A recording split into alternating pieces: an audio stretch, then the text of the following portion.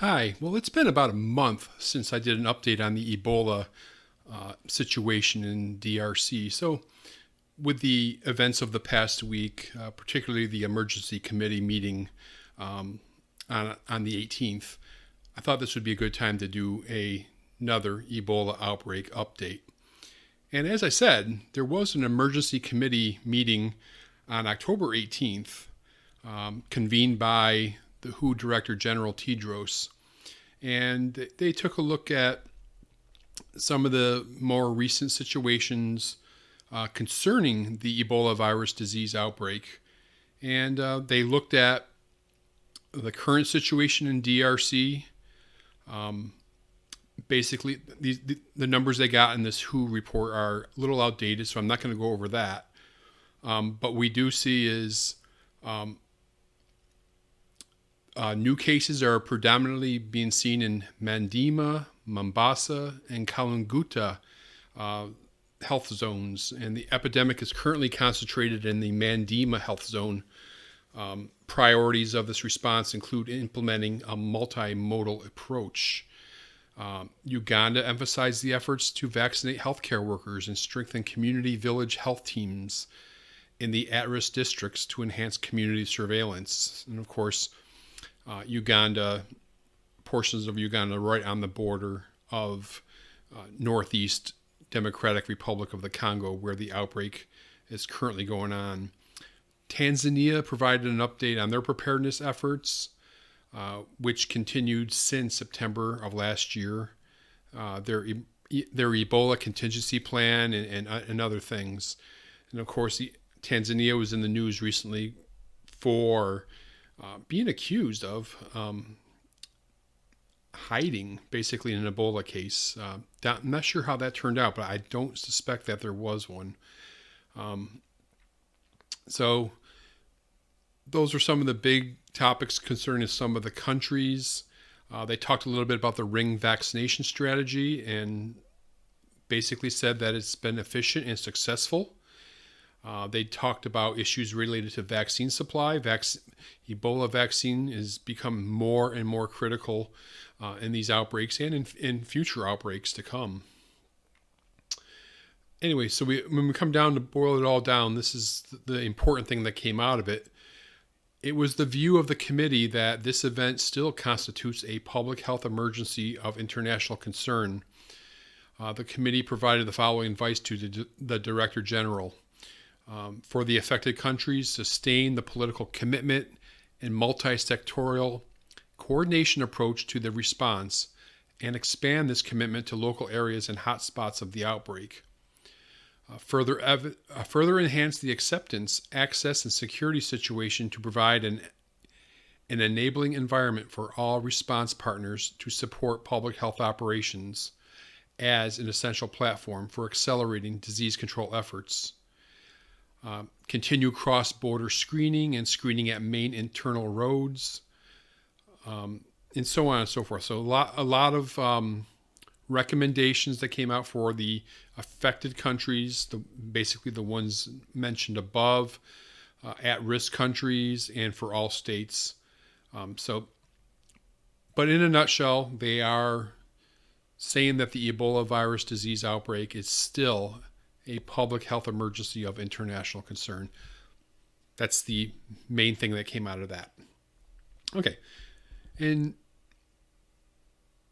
just to go over some of the latest numbers, this is from the Ebola dashboard.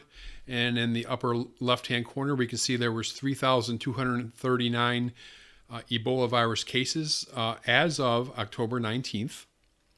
And in the lower right-hand corner, there was 2,167 fatalities. So looks like about 2/3 or about 66% case fatality rate in this particular outbreak. Now, this was an interesting report, and this is something that's been hampering the Ebola response. And this is from the Attacks on Ebola Response Project. And they basically are listing different attacks that have happened on healthcare in the DRC. And they go back to late September here, and it says in Biakato, Mombasa Territory, Ituro Province, a group of around 30 armed men identified as Mai Mai militants, attacked a group of Ebola responders at their residence during the night. The assailants, who were reportedly looking to avenge the death of Ebola, the death by Ebola of a nurse who they believe was willfully killed by the responders, fled the scene after police showed up. No injuries reported. Earlier in this month, in Kamasi Mabanzo village, North Kivu province, men armed with knives attacked the Ikala health post and set fire to Ebola-related equipment. See, I mean, so they're going through this all the time, and it's very, very difficult and very, very tragic that this kind of stuff is going on during such an important, large outbreak. Again, earlier this month in North Kivu province in Beni City, a group of armed men attempted to attack an Ebola treatment center, but were successfully pushed back by local police. October 6th, Mai Mai militants attempted to blackmail Ebola health responders, demanding money while threatening to launch an imminent attack on the Ebola treatment center should the request be declined. And it goes on, just one thing after the other, whether it's violence or whether it's blackmailing or something in between. There's a lot of impediments, dangerous impediments to this Ebola virus disease response. Well, it's not all horrible news. We do have some pretty good news on the vaccine front.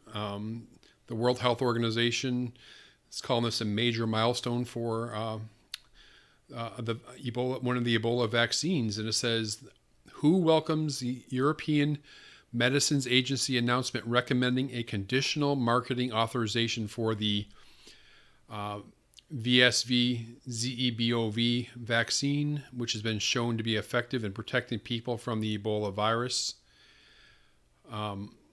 The conditional authorization of the world's first Ebola vaccine is a triumph for public health and a testimony to the unprecedented collaboration between scores of experts worldwide, said Dr. Tedros, the WHO Director General.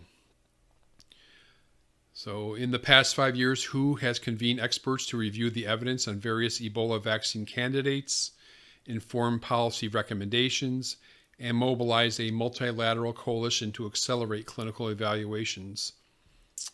Let's see. The randomized trial for the vaccine began during the West Africa Ebola outbreak in 2015. The trial was successfully run using an innovative ring vaccination design. In the 1970s, this ring strategy helped to eradicate smallpox, but this was the first time that an experimental vaccine was evaluated this way. Currently, there's 8 vaccines undergoing clinical evaluation. WHO continues to work with partners towards an internationally coordinated governing mechanism to ensure access according to risk criteria and manage supply and stockpiles, especially as supply will remain limited until a full manufacturing capacity is established or other vaccines are licensed. So anyway, so pretty good news concerning that particular Ebola vaccine, and that's from the World Health Organization. And lastly, some more vaccine news, and this is from the NIH, and they say that a single dose of a highly diluted VSV Ebola virus vaccine, approximately 1/millionth of what the vaccine is being used to help control the ongoing outbreak in the DRC, remains fully protective against disease in experimentally infected monkeys, according to the NIH. NIH has completed the vaccine dosage study using cynomolgus macaques and an updated vaccine component to match the EBOV Macona strain that circulated in West Africa in 2014 to 2016. So it says nearly 250,000 people have received the investigational vaccine since August of last year as part of the ring vaccination program to help stem the outbreak. And with the continued need to vaccinate individuals in the DRC and surrounding countries, a potential shortage of the vaccine is a concern, and further dose adjustment is a possible solution. So what the NIH did up at their Rocky Mountain laboratories, they tested several dosage strengths, including one with 10 million plaque-forming units. They determined that a vaccine with 10 plaque-forming units was just as effective as the highest dose tested, a dose which was still lower than one currently used in the DRC. They vaccinated macaques 28 days prior to infecting them with a lethal dose of Ebola virus, and then monitored the animals for 42 days after infection.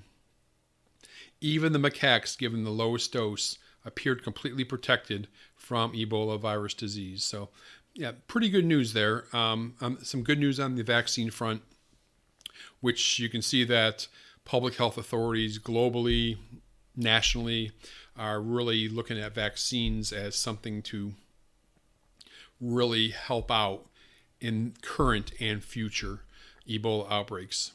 So anyway, a lot of news kind of crammed together in this short little segment, but there was a lot of news that happened this week on the Ebola virus disease front.